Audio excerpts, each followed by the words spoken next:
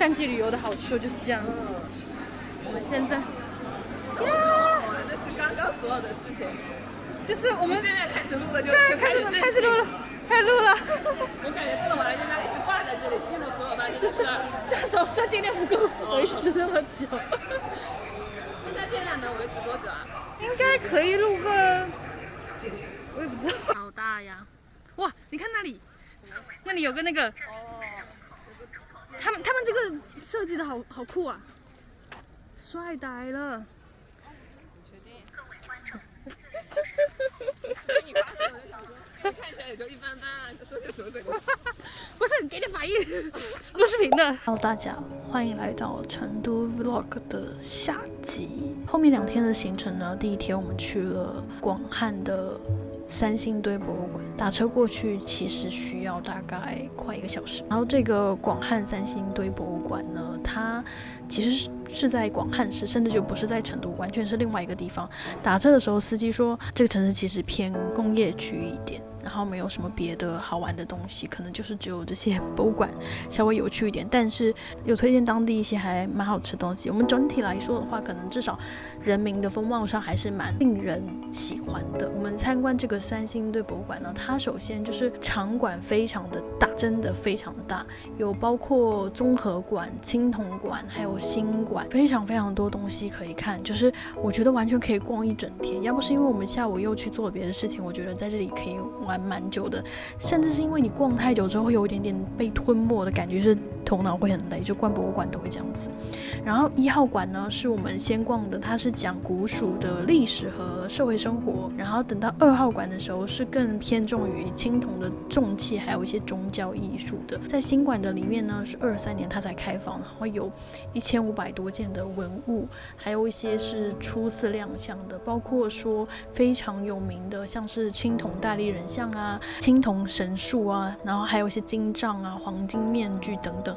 我刚开始没有来过这个地方，就只是刷网上的照片的时候，我一直以为说它是只有1、2个面具，结果没有想到这个地方 ，Oh my god， 全部都是面具，真的太多面具了，就是多到我不知道怎么去形容这种感觉，就是会有点审美疲劳。不过呢，有一讲一，我觉得金面具和金杖那个位置都还蛮好看，包括一些就是小时候在美术书上看过的一些图片，然后你在现实中看到它的时候，还是会有不一样的感觉，包括它的尺寸比例等等。然后里面有一些文字，包括一些互动的形象去展示他们的器物，我觉得很有意思，其实做的还蛮好的。全是面具，这一整排全是面具，这里还有很多。另外呢，他们的负一楼还有一个文创店。总体来说，我觉得三星堆的博物馆，他们不仅是展品很有趣，还有这个建筑本身真的很不错，品质很高的一个博物馆。我觉得完全值得你从成都打车来这里逛一下。来了一个老字号，好古早的店铺的感觉。这也太特别了吧！而且真的很便宜，不愧是你找得很好。我都是在高德上搜的，我感觉高德不会骗我。汉全席的感觉，太全了吧！酒足饭饱之后，我们打车回到成都，然后回程路上刚好经过这个东郊记，然后决定下车逛一逛。东郊记呢，其实它就是一个工业风的文创园，然后也有非常知名的成都2个字的打卡点，相信来成都的人一般都会 mark 这个地点。但是我之前就是觉得它有点偏，就没有来，然后这次因为刚好顺路。东郊记呢，它前身其实是一个国营的红光电子官场，所以你在这里可以看到非常多老成都的工业地标，包括像是红砖的厂房啊、烟囱啊、铁轨啊，还有各种涂鸦。可以说是非常适合拍照的一个地方，然后里面呢也有一些展览、演出、潮牌、美食、文创，各种各样可以逛的店铺，尤其是服装和古着店还蛮多的，所以我朋友就选了一些古着店，我们在里面逛了一下。当然呢，我感觉就是可能来说有一些文艺场所的感觉已经关店了，就可能没有它最开始的时候那么的火热，但是整体氛围还是不错，非常chill的，就是不管吃的喝的玩的都有。这里晚上我觉得有灯光的时候蛮美的，而且好像不定期还有艺术展或者是 live house 的演出，所以应该也是蛮多文艺爱好者会来的地方。我自己感觉呢，就是在这个地方稍微逛逛街，喝一杯酒，吃个晚餐，还是蛮不错的。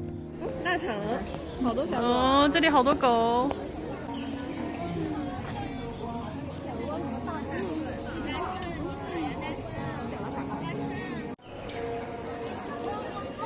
有一家，这里太多可以逛的店铺了。虽然我现在没有什么购物欲，我天啊，这家边也太大了吧！姐妹们，好久没来逛街，真的清洗剂的味道。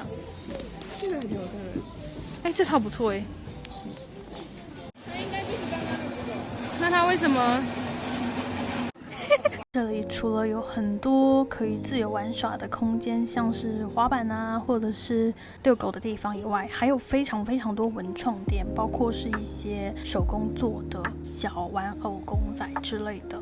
有一个叫做蜜多商店的，我觉得非常不错，就是在这里面我逛到的跟手账文具相关最棒的一家。然后它周围也有很多别的店铺，总体来说还算是密集，而且很好逛。所以如果是你想要买文创类型的东西，也可以来这里看看，而且价格没有很贵，基本上和网上差不太多。当然有一些品是重复的，不过我觉得不是很影响你整体逛的体验。旁边又出现了一家杂货店，就是 M2。像拍照片的地方有啦，卖帽子的。还有一个超大易烊千玺，建了一整面墙的 Rick and Morty 的 Monica。走吧。是什么？死仔。哦，这里是一个音乐房子，感觉有表演。感觉有表演。这是什么地方？不知道。上面写了个茶。好，我觉得我现在就跟瞎子一样，它不动了。哎呦哎呦哎呦！白天好看多了，真的。外面灰蒙蒙的，感觉已经看不见路了。虽然有点雾蒙蒙的，但是不知道是什么植物。还怎么能跟过还这么久？还要走好远。白天的成都，来看熊猫。洗池子。隔天早上起来呢，天气有点不是很好，就是雾霾天的感觉。到了那个熊猫基地附近的时候，还需要走一段路，应该说这个距离还蛮远的，走得很辛苦才到达入口。然后发现说用脚是走不完这个园子的，一定要坐车。但是呢，这个车有一个问题，就它园区的这个游览车哦，虽然说上上下下都 OK， 反正就那个票的次数应该是够用的，但是它的那个上车和下车点离看熊猫的地方还隔了非常远。Like 我觉得就是这个车好像也不是很有必要。他带我走了一段不会看到任何熊猫的距离，然后我吓得哭狂走，然后完了之后还得哭狂走回去再坐上车。然后还有一点是熊猫早上的时候喂食会活跃一点，就是下午去的时候我们就是看到一堆熊猫屁股，只有偶尔有几只会在那里吃竹子被看到，运气好的话可以。大部分时候就是熊猫都是在休息睡觉当中。不过呢，不知道为什么他们就是很神奇，就是那种魔力，就是让你会想一直看着它，就是一言不发看熊猫吃东西或是看它睡觉，非常疗愈。虽然说跟我期待和预想当中的都是熊猫和看到很多跑来跑去的熊猫，或者是说在活动熊猫的预想不一样，但我觉得这个还是很可爱的，就是可以理解为什么那么多人跑到远来看熊猫了。然后他们中间还有一个休息室，就是可以去吃跟熊猫相关的冰激凌啊，或者是一些小餐点之类的，就在里面是吃喝玩都有，很全面很方便的一个景区，就是有点太大了，总之很不错。然后作为这一趟成都旅行的收尾，即便天气不好，还是玩得非常的开心。OK， 以上就是成都的旅行记录，下次再见。他怕人多。走起来怎么这么慢？哦，去吃东西了。妈呀，他们真的就是吃了睡，睡了吃，我服了。他们还会干别的吗？他还嫌那个下面的竹子不好，他还掰了点上面上面的愣，躺下来吃。但这个真的好全面啊！他真的睡起来拉坨屎，然后去吃饭了。怎么跟狗一样？跟动物可能都差不多。4舍5入，其实我也可以养熊猫。它的后背好憨厚啊，你抱不动它。